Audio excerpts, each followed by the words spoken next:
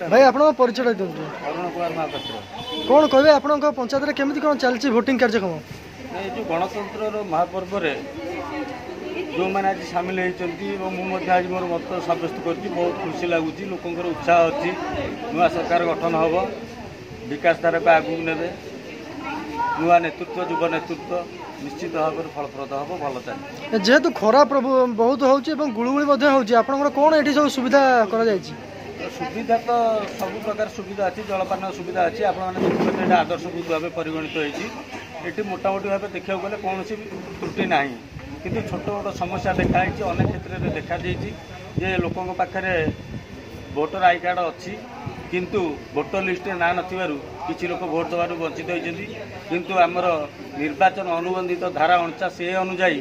जड़े जदि ना वोटर लिस्ट रे एवं परिचय पत्र अच्छी से आधार कार्ड देखे परिचय पत्र देखे भोट दे पार किंतु एठाकार प्रिजाइडिंग अफिसर जी आलाउ करूना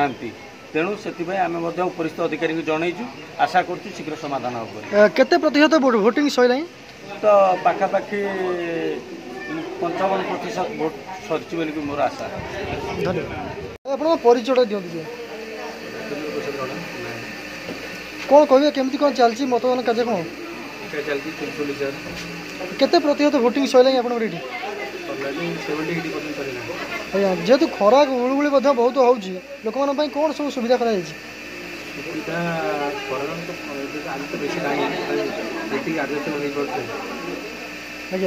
आप ग्राम बुलीचु बहुत वृद्ध और वयस्क लोक अच्छा से कौन सब सुविधा कर